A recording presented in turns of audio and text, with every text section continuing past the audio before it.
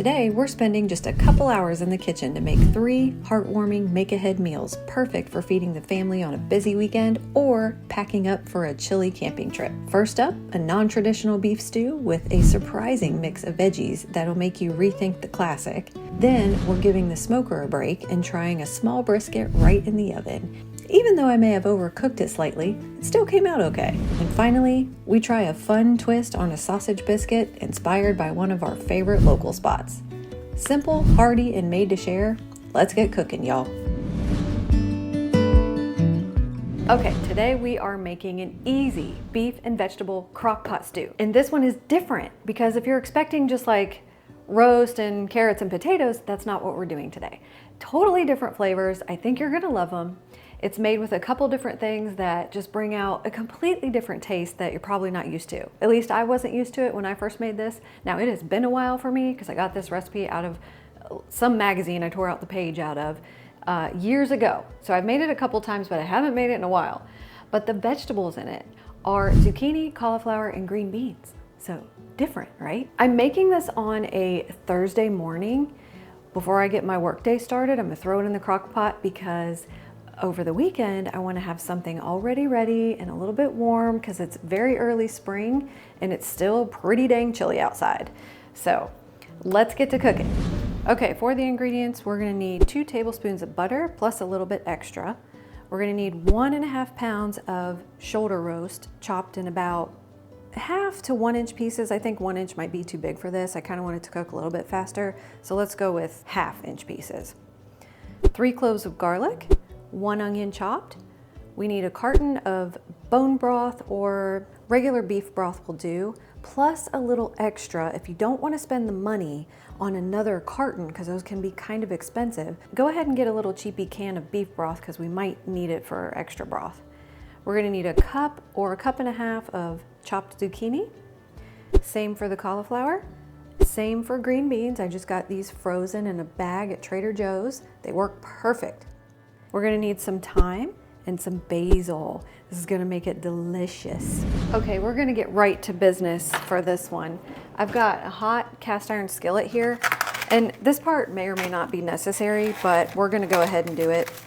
Basically, first I want to season. I'm just gonna sprinkle this on, because I'm lazy like that. We'll break it up here in a minute, it's all good. And then we're gonna put our 2 tablespoons of butter in the pan. Just getting this butter good and hot.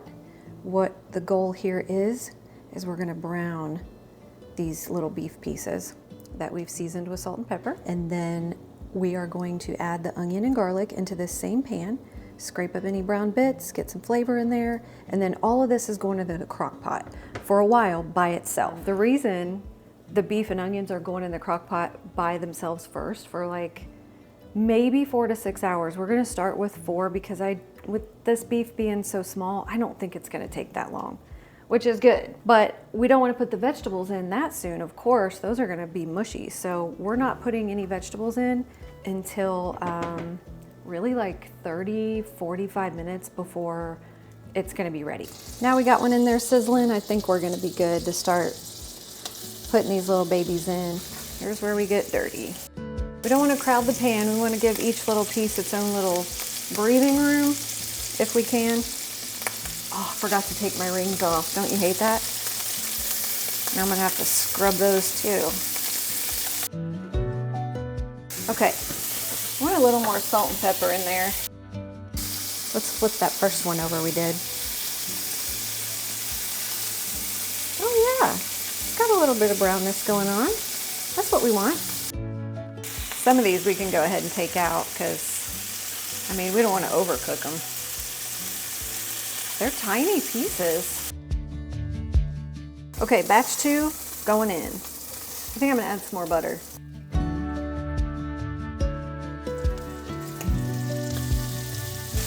A couple of those look good. Okay, while those are resting, we're gonna go ahead and put in our onion. We're gonna let this cook and all that delicious beefness going on. I don't know, 2-3 minutes. I'll add that garlic too in about a minute. I'm already getting hungry. It's not even lunchtime yet. It's close. I got it from the local butcher, which we always love to do because it's just so delicious and it's so tender. So I'm hoping that even though we got these chopped pretty small, that they're still gonna be very, very tender and delicious. Okay, there we go. Now, where's my sous chef? Can somebody scrape that for me? Hold still.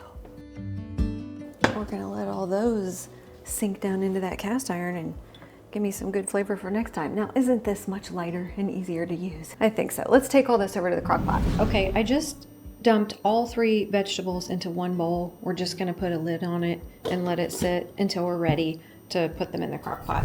Okay, I'm just gonna start with 4 hours. And we're gonna get all the beef in there and the juices. We're gonna get all our pretty little onions and garlic. Doesn't that already look good? You just wanna take a bite right now. We're gonna add the beef bone broth. I just wanna cover it. Actually, I'm gonna add the whole thing because I want this broth good and hot for when I add the veggies in later. See y'all in a couple hours. So the second thing we are going to do is we're gonna make brisket in the oven. That's right, you heard me. Because the Traeger's outside, I'm not messing with a smoker. We're going to make this ahead of time and have it ready for our nice little 3-day getaway, cool, chilly weather camping trip. And I'd like for it to just be done. And I think we can tackle this in the oven. You don't need very much for this. And sure, it might take 3 to 6 hours. I'm not real sure yet, but we'll figure it out together because my brisket is only a little under 2 pounds. That's all we need. Okay, so we definitely need 1.5 pounds of trimmed and ready to go brisket. We need a little bit of beef broth, Worcestershire, or however you say it, Worcestershire. We need some liquid smoke, a little bit of foil. We need a little roasting pan with a rack in the bottom. And we need a spice, and I haven't quite chosen mine yet because Jared's got a mess of smoking spices here and I'm just not sure. I think I want to go with this beef rub, but he's also got this Traeger rub, which sounded good. It was a garlic chili pepper. What I want to do first is get this out and look at the bottom. And I think we should leave this whole piece of fat on the bottom. So that's what I'm going to do for flavor. And I think we do it fat side down. Let's see about this beef rub.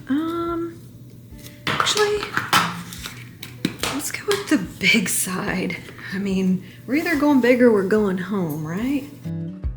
I just want to sprinkle it first and then I guess I'll get my hands dirty again. Oh, that smells good. I wonder if I should like put some on the sides. I don't know if that's enough for the sides, but we'll find out.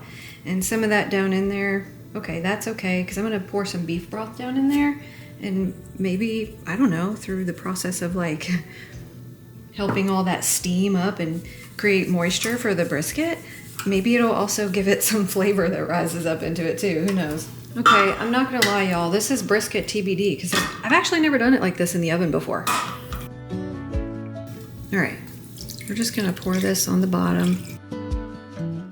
So it's just under the rack. All right, let's add some Worcestershire. Surely if we're adding all this flavor, it's gonna rise up into the meat, right? Liquid smoke. Oh, this smells amazing. I love the smell of liquid smoke. Now we're just gonna wrap this up. Okay, y'all are gonna think I'm funny, but my bottom oven is way down here. So it's set to 275, and without splashing it around, oh, that's going right in there for, I don't know, want to try 3 hours and see what happens? All right, Jared's got this meter thing, and honestly, I think you just stick it in the meat and it sends some fancy, hyper modern tech world signal to your phone. And you can just sit on the couch and see what temperature your brisket is. But he has that app on his phone, wireless smart meat thermometer. Well, you gotta be smarter than the smart thermometer, and it's a little too complex for me today. I don't like complex. So, how about this old-fashioned thing? That's what I'm going with. And when we take it out, I'm gonna stick it in there. And it's supposed to be, I know brisket, I asked Google, it's supposed to come out at around 203. That's what we're going to do, and it's going to be today's experiment, and then we're going to see if it's any good.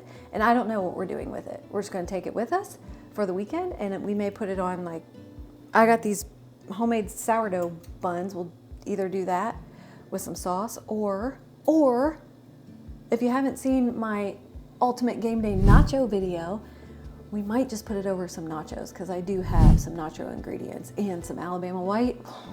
If we're lucky to get to item number 3 that we're taking with us on our weekend camping trip, I am so excited because we're going to make some quick rolled biscuits. And what are these biscuits for? Oh, you're about to find out. It's going to be a really good sausage and egg biscuit for breakfast with a special jam, which I'll tell you about in a minute. All right, all this is gonna take is 6 tablespoons of butter, 1 cup of whole milk, 1 teaspoon of salt, 2.5 cups of flour, 1 tablespoon of baking powder. You're gonna need a biscuit cutter, a rolling pin, and possibly this kind of biscuit cutter. Don't forget the fig jam. Now I know this says fig spread. I'm gonna try something new this time. You can get fig jam by the Jellies, whatever your little heart desires. You're probably like, Val, didn't you say you had other things to do today? Yeah. They'll still be there when I'm ready for them. But this I can do while I'm waiting on that crock pot and that brisket for the next 3 hours. I can roll some quick biscuits, throw them in the oven, let them cool, then I'll go do my stuff. Then my 3 hours should be up and I'll check everything and it's all gonna work out. So 2.5 cups of all-purpose flour. There's a half and there's 2 cups. Then we need 1 teaspoon of salt. We need 1 tablespoon of baking powder. And then we're basically gonna make a little hole here in the middle for a second. And then we want 6 tablespoons of cold, unsalted, delicious butter. Okay, I can try this pastry cutter. I mean, I have it. Why not try to use it? But it's like, I don't know, sometimes it's just easier to either throw this in the food processor or do it with my fingers. See how it gets all chunky in there? I hate that. I don't know how people use these things and love it. I'm not a fan. Okay, I want it to be like a little crumbly. Okay, now let's try. There, see? It's crumbly. I can feel them. They're like little pebbles in sand. It's like Hawaii sand, you know? It's got a thickness to it. It's got some grit. It's not like Destin sand. Do you think I should put all of it in at once? Okay, I don't want to overmix. I want to flour my surface. We're gonna need this. This is the fun part. Get in there, butter. We're just gonna knead it like a few times. 1, 2, 3, 4. It's like Play-Doh. Should be good, right? I don't know. Let's find out. Ooh, look at that butter in there. We're gonna do this about 1/2 inch thick, maybe. Okay, should I go with the scalloped or just round? Let's just do round. What do we have here? Oh, it's kind of thin, don't you think? Is it kind of thin? Yes, these look great. Look at those, delicious. Okay, so it made so far 8. I don't know. Look at that. Maybe that's my favorite one. Maybe I get this one and Jared gets the rest. Okay, these go in the oven 450 for about 12 minutes. This right here is why I love my double oven. I got my brisket down there. I got my biscuits right here. And they're looking good. Can you see them? Oh yeah. I don't want to burn them. Look, those are pretty. They actually turned out good. No, look, even my little rustic ones look good. Actually, those look better because they're not as browned on the top. All right, y'all, I'm getting hungry. And Jarrett just walked in the door for lunch. He's hungry too. So I had these little sausage patties made up with breakfast sausage from our butcher I love them. Thank you so much. So we are having 2 of these biscuits right now for lunch because we're both like turning into Hulk. Okay, wait, I'm the hangry one that turns into Hulk. He's just kind of like, hey, I'm a little bit hungry. And I'm like, I'm freaking hungry. Anyways, these are going in the skillet because we're hungry. We're gonna throw in the eggs after this so I don't have to dirty another pan. I'm tired of washing dishes at this point. Okay, somebody's gotta eat this little messed up one. So, the biscuit taste test. These are good. This is kind of messed up. It's flaky and buttery. There ain't nothing like homemade biscuits. I wanna give this fig jam a little taste. See if I made a mistake or not on this brand I thought was gonna be good. Oh my gosh, yes. That's exactly what I wanted it to taste like. It's like sweet and figgy. Oh, that's so good. All right, these are about done. Okay, instead, we just want a little bit of butter for our eggs. Number 2, a little salt, a little peppy, and I like to break the yolk because I'm bad like that. Okay, I've just cut it in 2 and I'm just gonna gently flip them over one-handed to make 2 little fried eggs. All right, the moment of truth. And cut them in half. All right, we need 1 big old hunk of sausage on each. And then I need to try something here. So since the sausage is still kind of warm, I want to do 2 things. I want to put the jam just as it is on one, but I kind of wanted to try the other one, microwaving the jam for a second. Oh yeah, it's boiling. Okay, well, I didn't mean to do that, but oh, it smells good though. But this is what I wanted to try. I'm like, what happens when we just kind of like do that? And then we put our egg, put the tops on. Oh yes, that's a lot of egg, but that looks pretty dang good. Let me just see if I can make him a little prettier with some beautiful jam. Jam, jam, jam. It's the first book my daughter ever read. When she learned how to read, it was called Jam, Jam, Jam. It looks kind of messy, but also delicious. Okay, what do you think?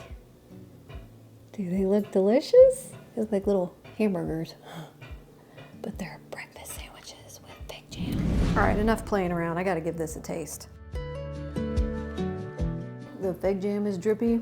The sausage is a little bit spicy. It's got a ton of flavor. And the biscuits are buttery. This is a great lunch. You wanna try my version of one of our favorite breakfast places? Fig jam, sausage egg biscuit? Well, I'm hungry, so yes, I do. I've been waiting on this, actually. Good. Blah, blah, blah. Is mine better than the restaurants? Yeah. Okay, it's been about 2 hours. It's looking really good. Like, these pieces are so little that I just feel like this is not gonna take 4 hours. Let's go ahead and try some and see if we just need to go ahead and add our vegetables. The steak already looks tender and delicious. Oh my gosh. I'm telling you, local beef is the way to go. It's like melt in your mouth. It does need more salt. And then we need to add these veggies. This is gonna be ready in 45 minutes. Okay, so let's go ahead and add all of these delicious vegetables. Look at that delicious beef.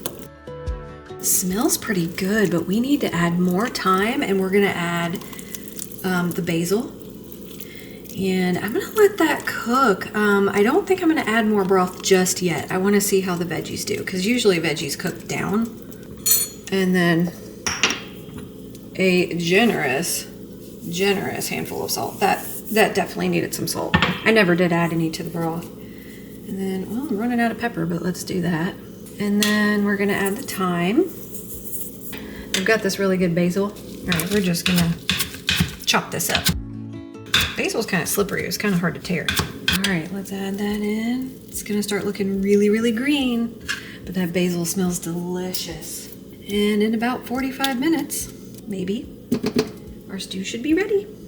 All right, went to check on this baby after about 2.5 hours. And according to the meat thermometer, we're overcooked. So I don't know. It does look a little shrunken. Shrunken a word. I think I might cut into it and see what happens. I mean, doesn't that look done to you? It looks done to me. I mean, it's a small piece of meat, so I think we're done. Okay, I'm not gonna lie. I feel like I don't know what I'm doing, but I think we're cutting it long ways like this. Oh, well, it looks good. I think this is done, and it's been 2.5 hours. It is a small brisket. Let's just try it. It's pretty good. Okay, it's good, but I need some juices. The juices are good. It's done. I'm gonna shred it, but I do think it's a little bit overcooked. 203 was the number and we totally missed it. It's not totally dried out, so that's good. But I think we're gonna go ahead and shred all this up, see how much we've got, and I'm just gonna keep it in its juices. The juices have a really good flavor. I don't taste a lot of that liquid smoke, although I didn't get like a full, oh, actually I do. At any rate, I think over nachos, it's gonna be really great. On a sandwich, I'm sure it'd be fine too. We could add some sauce. I've got a bourbon sauce we could use. But honestly, I don't eat a lot of bread, so I'm most likely gonna put this with nachos. And Alabama white sauce will take care of it anyway. All right, we're gonna try it with the Alabama white just to show you, because some of you guys asked me on my nacho video, what's Alabama white sauce? And I just thought everybody knew. Most local barbecue places around here offer it with, you know, their pulled whatever, brisket, steaks, pork. It's basically a mayonnaise base with other seasonings and vinegar, sometimes Worcestershire and other spices. This one's local, this one's Kentucky product, but let's just see if that will take care of the brisket being a little bit overcooked, because Alabama white sauce is good. Yeah, I think our briskets will be fine. See, it turned out all right. It's gonna be great on nachos. All right, well, let's check on our stew. And that is looking really good. It's been about 40 minutes, and I think it's about done. Okay, let me try this. Done, done, done. We're done. Hopefully you got something good out of this video. Not all is lost, even though our brisket was a little bit overcooked. It's not totally dry. I added the juices in with this little to-go bowl we're taking with us. And at the end of the day, it is still better than PB&J or a hot dog on a store-bought bun. No, thank you. I sure did learn a lot. I've never actually made brisket in the oven. Please comment below. I'm sure some of you want to tell me how you make your brisket. And I know you're gonna say it's low and slow on the smoker. I know, but if you're not using a smoker, you can still do it in the oven. So let me know how you do it. I think two things. My temp may have been a little too high. 275 might have been too high. We should have gone with 250, maybe even 225. And then I should have checked it at 2 hours because it probably would have been perfect. But I thought, no, 2.5. So I did learn that anything under 2 pounds, it really doesn't take that long. So we're gonna eat good this weekend. And if you wanna find any of these recipes, just hit up my website and we'll see you on the next one.